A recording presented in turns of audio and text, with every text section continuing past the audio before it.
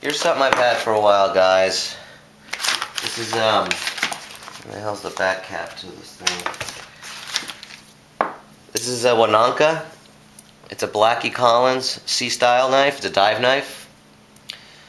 It's 304 stainless steel. It says 9165 above it.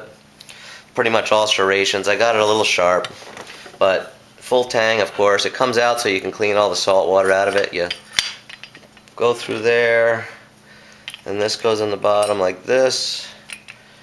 And I lost the key, but this golf spike key works perfect for this thing. And it's called the Z-Lock. And so that holds it in there. Okay, and then this screws on the back. Somehow. There's a tiny bit of rust in the back here. Get on there. There you go.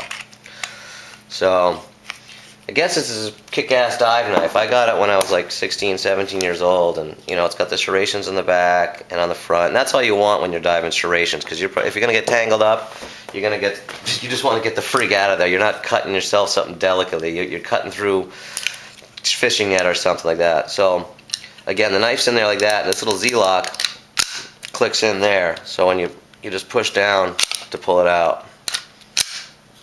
Great knife. Obviously, this goes around your leg.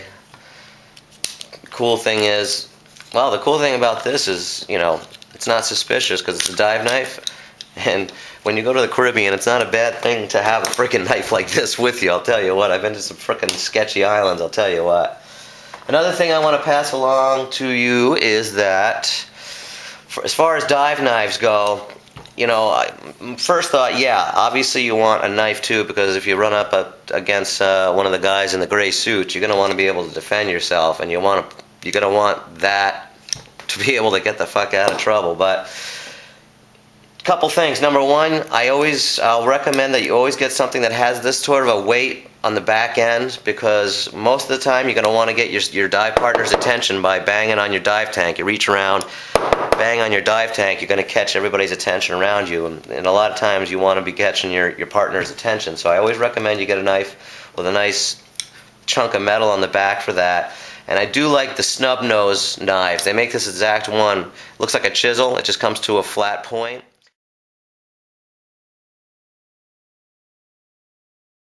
And you're going to want to do that for prying into stuff. I mean, you're not supposed to do that in a lot of dives you do, but when you are out there doing things with your knife, you're going to want to do it.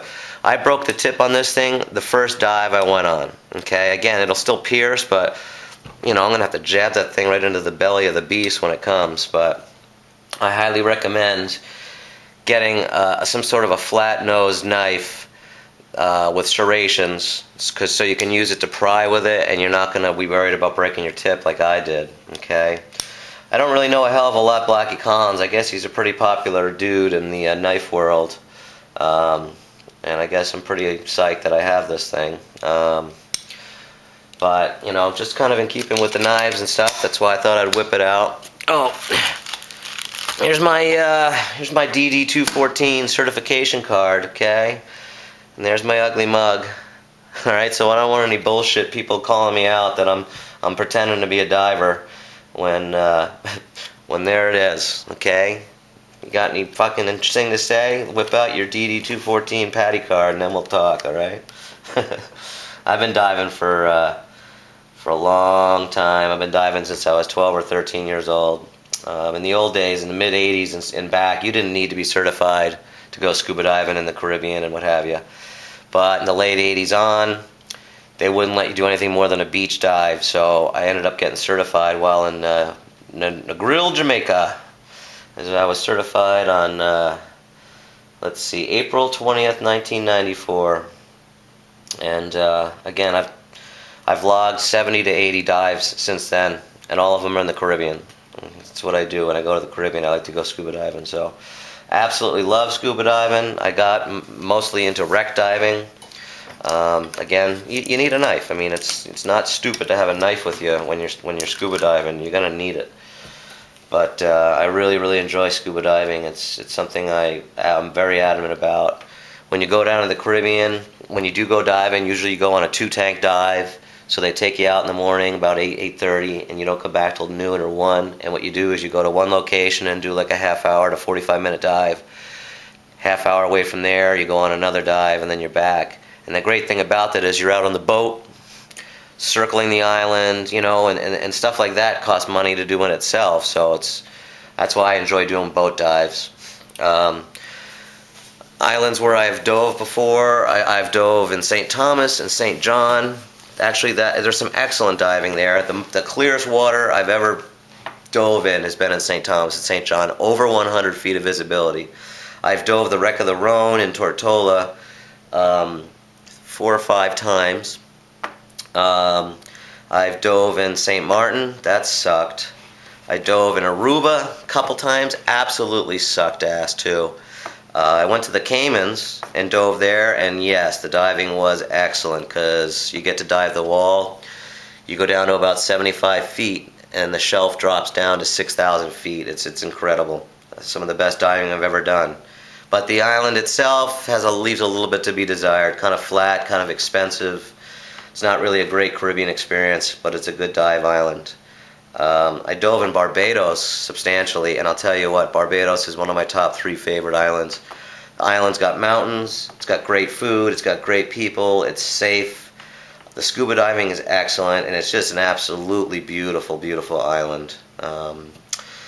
Where else? I'm not sure where else I've dove.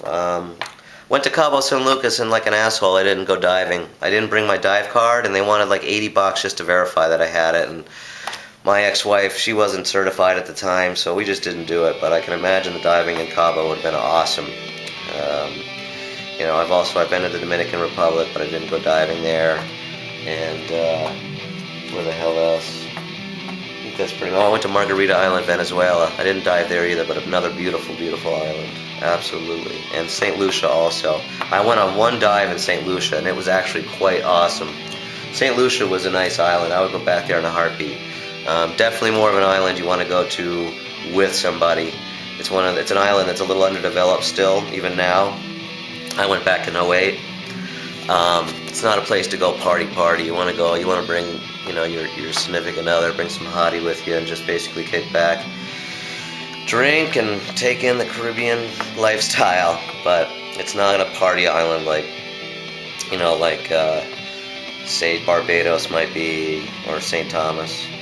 Aruba has been my least favorite, even though I've been twice. It's a fun place. It's easy to get to. Boom, you're in, you're out, but not a hell of a lot of fun. I mean, it's a simple little island. For that, it's great. If you're just looking to get to an island, you want to sit on the beach, you want to eat good food, maybe do a little gambling and stuff, Aruba I can recommend. But it's the only island I've been to, and I've been there twice, that I was ready to go after 7 or 8 days, and that's really...